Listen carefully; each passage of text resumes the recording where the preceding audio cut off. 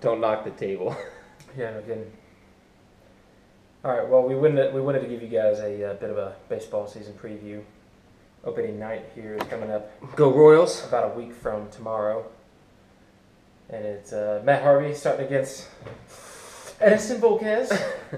Wait, is it? I thought Edinson said he didn't want to start opening day. It was just announced. I think it was just announced today. All right, good deal then. So, Yeah, that's actually who I want. I think he's our best pitcher, so that's who I want. and I figured either DeGrom. I think we both figured DeGrom or Harvey would be starting for the Mets.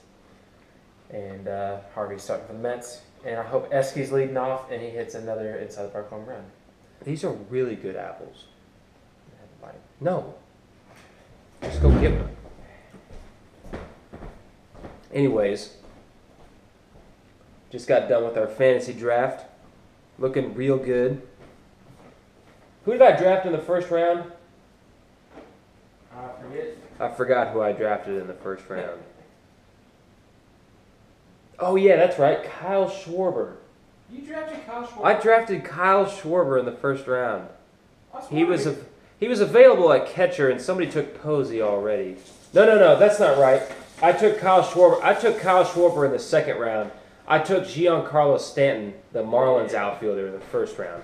That makes more sense. I was thinking in my head, I was like, man, how stupid am I? I was gonna actually just sit here and justify my own stupid idea. But no, it's just a stupid idea. I didn't actually do it. Stanton in the first round. Who'd you take? Harper. I took Harper. And I've been telling Chris. Harper's kind of a douche, but he can play. He wears his hair kind of like what I got going on right now. I was telling Chris, though, my favorite pick by far, for my 10th pick in the draft, I was able to get Felix Hernandez. Hey, it doesn't matter. My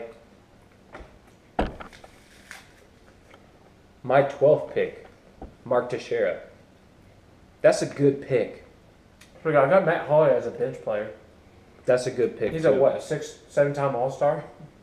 He's also old. He's also old. He had a bad year last year, so who knows how that one's going to work out. I think he's 37 this year. My Speaking of old, I picked a lot of my A-Rod's always a good pick. A-Rod is always a good pick. Mm-hmm. We like A-Rod around here. No, my starters though are kind of a giant question mark. Joey Gallo at third base. Hey, it's all right. I got Addison Russell out there. Joc Pederson at That's risky. Because his second half slump was scary. But his first half was so good. He could play. I think he can play in the big leagues, but he did slump bad after the home run derby. I do too, considering he's played in the big leagues. And then also Corey Seager, another rookie at shortstop. But these are all guys projected to be all-stars, except for Gallo. And Seager, he was hurt a little bit ago, but I think he should be ready to go for the season, maybe. I'm not sure about that, but he should be good. And also, we need to give Corey Seager's brother Kyle some love. He's always been a consistent, solid third baseman. Not great by any means, but he's always a solid player. Fun to watch. Rock solid. Real good. Like an Aramis Ramirez. Not quite as good not quite as good as young Aramis. But Aramis after those... I don't know if I like that. He's more like a he's a consistent good David Freese. By the way, David Freese has been See, that's even freaking worse. Because David Freese isn't even good. No, I'm saying like 2010, 2011 David Freese. Like 2012 David Freese. Like going to hit like 20 home runs a year. And bat 250. Whatever. He's real good. And he wins Gold Gloves. One pick I'm not too sure on. I'm not sure how much stock we could put in the Gold Glove. I picked Zack Greinke as one of my top pitchers. And I'm not sure about that because he's moving out there to Arizona where the That's a real good pick. Where the ball flies a bit more, considerably more than in Los Angeles, but it worked out just fine. He was fine in Milwaukee. Yeah, that's true. That's a good pick. The first pitcher I took was Wade Davis. If he gets the saves, he'll be good. He is projected to be our closer. Now the thing with Delene Betances Dellin. with Dellin, with Aroldis Chapman coming on and Andrew Miller there, they could be splitting that time at the closer position a little bit. We don't really know. Are you upset? Are you upset with your apple? No, I just dropped it. No, Dellin Betances was ranked higher than Aroldis Chapman on the thing. So I think they're going by WAR, not by saves. If Dellin Betances gets his WAR up, then I'm good, and I think he will. And Chapman's going to be suspended for the first couple months or something. Yeah, I couldn't freaking hit Betances, even if he told me what was coming and told me where. I couldn't hit Chapman because I'm left-handed, and Chapman's left-handed, and he also throws 105. Dellin Betances throws that little slide action fastball. Man, it's dirty though. It comes in at it's like 93, 94 and just woo. Mm-hmm. Really messes with the right-hander. No, but I feel good about my team. Joey Gallo. Grip it and rip it, baby. I want like a 205 batting average with like 60 home runs. That's really what I'm looking for out of you. You want a 205 batting average? Yep. Speaking of guys like that, Mark Reynolds, are you going to clarify right now your prediction of if he starts, he will hit 40-plus home runs in Coors? If Mark Reynolds starts 130 games, what's a fair? If he gets 450 at-bats. No, I'd say he's got to get 500 at-bats. If Mark Reynolds gets 450 at-bats, he's going to hit 40 home runs for the Rockies. You heard it here first. Maybe. I can't verify that claim. But, you heard it here. Now, we still won't do our official predictions yet. But let's get some early divisional picks out there because we might not be able to do a video next weekend. Division picks. American League East. Yankees. Going with the Yankees. I haven't really thought about it yet. The Blue Jays. And we're not picking that because it's cliche. We actually looked at it. We think they're better. Of course, you're saying were. I don't know if I'm picking it or not. Well, if you don't pick them, you're an idiot. Sure, they made the playoffs last year. It's the Red Sox with David Price coming on look good, but I'm not a believer in Hanley Ramirez or Pablo Sandoval. And I dislike Ortiz so much, I just hope they lose. You know what they call Pablo Sandoval? The round mound pound. Yes. I think that's funny. It's because he's fat. Yeah, no, he's pretty chunky. And I bet I could beat him in a race. Chris could beat him in a lift-off. Like if they had a workout kind of session, Chris right here would probably beat him. I have no idea. Not a fan of the Tampa Bay Rays. For me, it's between the Yankees or the Blue Jays. And you might be thinking, is he forgetting about the Orioles? No, I'm not forgetting about the Orioles. I think he's forgetting about the Orioles. I am not forgetting about the Orioles. I think he actually personally dislikes the Orioles. It's not personal, I just don't like him. You could not get more personal. No. It's not personal, I just don't like you. No, Chris, it's like drafting a player. If I didn't draft Bryce Harper because I think he's a douchebag, I personally didn't like him. If I didn't draft him because that would be the only reason you wouldn't draft Bryce Harper. This is a hypothetical situation. Let's say if I didn't draft him because I didn't think he'd make it to the big leagues, that would be just a reasonable answer as to why I didn't pick him. But personally, does Bryce Harper think he's like an Indian warrior? I mean, why has he got all that eye black? Is the sun that much brighter where he stands in the outfield? Why does he knock his helmet off? Why does he knock his helmet off on purpose when he's running the bases? Bryce Harper. You're shaking the camera there. Okay. Bryce Harper walks out of the dugout, to take the field. His eye black is just smeared all over the place. It's and he's just got the douchebag hair slicked back, and the beard. He looks like a lumberjack who just had a can of paint. He looks like a lumberjack who just had a can of black paint explode in his face, and now he's angry about it. That's what he looks like. He goes and grabs 2 big fistfuls of grease, slaps them on his cheeks, brings it all the way down his legs.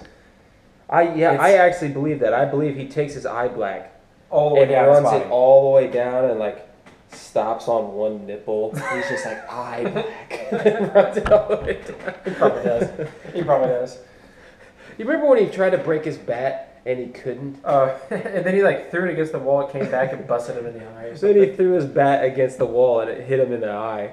It bounced off the wall and hit him in the eye. Yeah, and then there was that time that we remember because he was rounding first base. I think that was when he was a rookie. Right, when he was rounding first base base. Off his head. He knocked his helmet. It's not. This isn't a Willie Mays thing, right? Where his helmet came off because he's running fast, or his hat came off because he's running so fast. This dude knocked his helmet off on purpose to make it look like he was running that fast. The only thing that Bryce Harper hadn't learned yet was that in the majors, there's always a camera. Always. Always. They don't miss anything. They even caught that time when that moth flew into Matt Holliday's ear. That's true. The fact that they caught that. You could see the exact moment. Well, Holliday's that's the just... thing. During the playoffs, every player has a camera on him at all point in time, like all points in time, if he's on the field. If Matt Holliday's standing in the outfield and all of a sudden you just see... Time out. They walk out there with like the stethoscope thing and like we're looking at it like, what, man, there's a moth in there. All right, I was laughing at you're that. out of the game. All right, so I'm going to go with the Blue Jays for the East. Central. You're a retard. Central. Yes. I'm going with the Royals. For obvious reasons. I'm going for the Royals too because let's throw you a hypothetical here. Let's say a certain team in the American League East, let's call them the Yankees, just went to the World Series twice in a row, won it last year, and are coming back with the same team. Are you really not going to pick them for the American League East? Basically the same. Yeah, you're going to pick them for the East. We're going to pick the Royals for the Central. Okay, there's a lot of logical fallacies in there, but I think everybody understands that there is an extreme East Coast bias. And the fact that what have the Royals exactly done to not everybody? You know, I heard somebody say they lost Cueto. Cueto hurt last year. Yeah, he was bad he came for in us. and he was terrible. Literally, he came in, he was terrible, and we lost 2 good prospects to get him. That was a bad move by Dayton Moore. Yeah, and they're like, well, you're also losing Zobrist. We were still the best team in the American League before Zobrist got here. So what exactly are you trying to say? I think the only area which we legitimately are going to get worse is in right field. Yep. And that's saying something because we were really bad out there. Because we have a 30-year-old going to be going on 31 sophomore. Yeah, we got 2 guys who can't hit and are over 30, and their specialty is speed. That's not a recipe for success. Because they're going to start slowing down. Yeah, because what they do really well is run fast, and they're old. Yeah, no. To your logical fallacies, I want to address those because that is not my reasoning why I picked the Royals for the Central. I think they're a very good team. I'm just pointing out how other people look at it. Yes. But they're not taking the same approach with the Royals. Yeah, I know. I understand. Their methodology is poor. Yes, I understand the point that you're making. I do get it. We don't have to go into it. We can spend a lot of time on why. But yes, we could. Someday. But anyways, American League West, I'm going to go with this might be a surprise to everybody out there. Athletics? No. I'm going with the Angels. It should be a surprise. Everybody's on the Astros bandwagon, I think. I feel everything that I've heard is either one, marked improvement from the Mariners. We hear that every year. It never happens. Yeah, it never happens. For whatever reason. It seems like the last 5 years, every single year they say, you know what, the Mariners are right on the brink. They had Cano. Oh, this is going to be the year. Nope. Yeah, they had Nelson Cruz. This is going to be the year. Nope. Yeah, and really, that wasn't Cano or Nelson Cruz's fault. Yeah. First of all, Cruz ripped the cover off the ball. Although last year, Cano was. He ended the year hot. He had a decent year. Yeah. You're telling me nobody would take 283 and 21 homers out of your second baseman? So you're going with the Angels. I'm going to be fancy here, and I'm going to go with the Athletics. Good old country breakfast. Going to make a comeback. He's horrible. Yeah, he is. And he's going to be good this year. That's Billy Butler. We're running out of tape here. Let's move on to the National League. National League, let's start in the East. Start in the East here. Figure of speech. East. Who do you like? Braves are terrible. I like the Nationals. Like the Nationals. I'm sorry, Mets. Now this is actually one of the strange things that I would not pick the World Series appearing, but losing Mets to win the East. Yeah, they lost. But I'm pretty sure that the Nationals have got. I just can't look past all that talent, man. When you look at it, they say, well, they're not a good team in the clubhouse. They hate each other. So what? I would play with the biggest bunch of douchebags I'd ever met in my life all day, every single day. A bunch of Jonathan Papelbons like on the Nationals. If it meant that we go to the playoffs and possibly the World Series, I wouldn't care. Bryce Harper and Jonathan Papelbon might be the two biggest douchebags in all Major League Baseball. I'll play with them every single day if it means we go to the playoffs.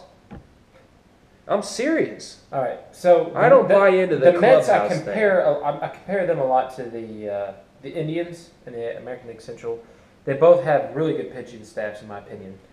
Yeah, if you haven't heard about the Cleveland Indians, it's because they haven't made the playoffs. Look at their starting staff: Carlos Carrasco, Danny Salazar, Corey Kluber, and there's another guy who I can't remember his name right now. They all strike everybody out. It's insane. But the offense is lacking a lot. I like Travis d'Arnaud. Francisco Lindor. Travis d'Arnaud is cool for the Mets. He's for the Mets. And David Wright is awesome. He's a good guy. But you don't have a lot besides that. And you guys is Daniel Ruth. Well, Lucas Duda can hit and Yoenis Cespedes. But it's... Daniel Murphy's with the Nationals. That's what I'm saying. He's not with the Mets anymore. I'm trying to talk about the Mets here. They actually got... Oh, yeah, that's right. So I'm going with Chris here on this. I'm going with the Nationals. All right. National League Central. Who you got? This is a tough one. Because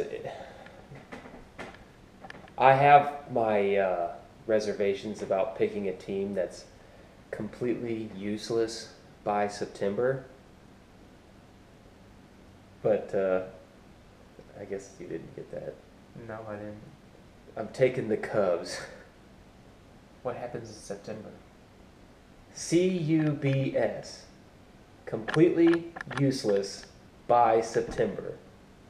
That's what Cubs stands for. I don't know, considering they beat a 100-win team last year. Such a tool. I'm going with the Cubs to win the Central. They beat a 100-win team last year. They're called completely useless by September because they never win in the playoffs. It's stupid. No, it's not. It's actually clever. I'm going with the Pirates to win out of here. The NL Central. Garrett Coltrane for the win. All right, National League West. Who you got?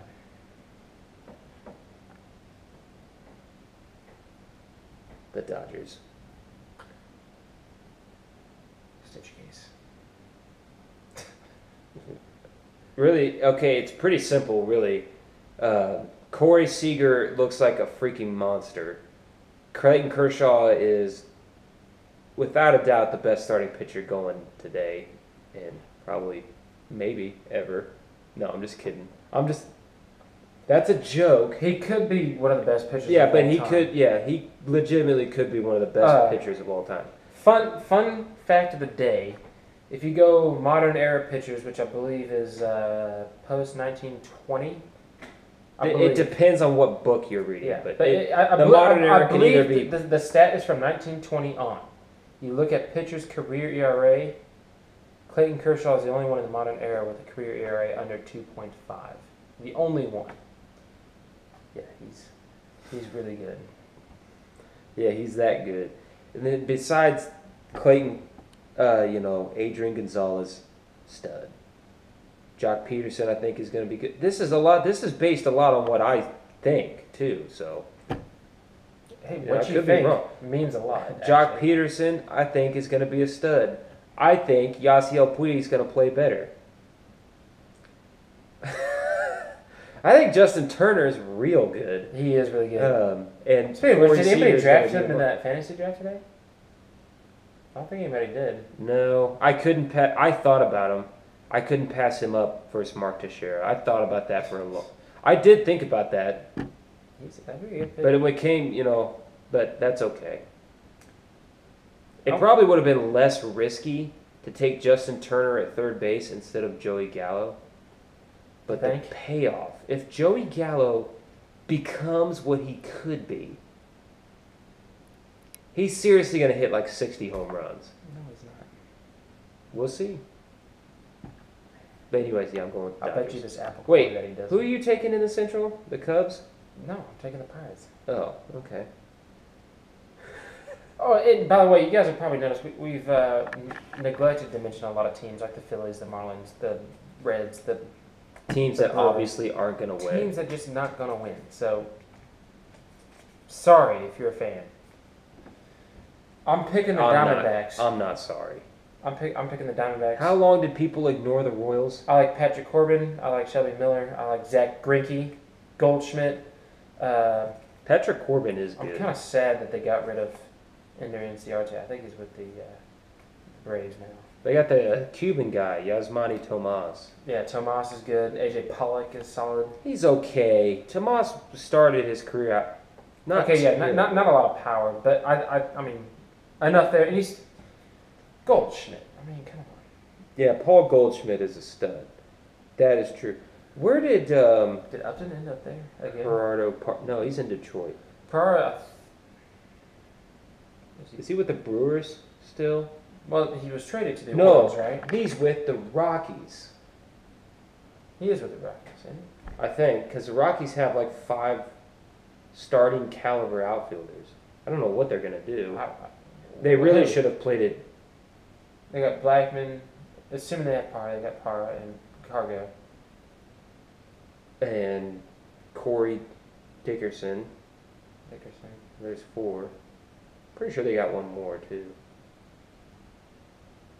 It doesn't matter. I can't think of it. Doesn't matter. They got 4 guys that need at-bats. Yep. They should have traded. Who's playing first base for him this year? Justin Morneau, I imagine. No, he retired. He retired. I'm pretty sure he retired. Mark Reynolds. Oh, yeah, that's right. We were talking about him, Mark Reynolds. You even made a prediction about him right here. Here's Nolan Arenado, Carlos Gonzalez, Mark Reynolds are all going to have 40 home runs for the Rockies. I hope so. That'd be good for my fantasy team. All right, so I went with the Diamondbacks in the West. That's like the dream team. That'd be better than Bautista, Encarnacion, and Donaldson. Or as good. But they got Tulo, too, up there in Toronto. Yeah, I know. Toronto's lineup is stacked. That's insane, yeah. Where are they going to pitch, though? They're going to ride R.A. Dickey back to the playoffs, maybe? I don't know. Stroman, they're expecting to step up. So, well, we'd love to continue to talk, but tomorrow is Easter morning service, and this video is going to be tough to upload to YouTube. So, thanks for talking baseball. Love you.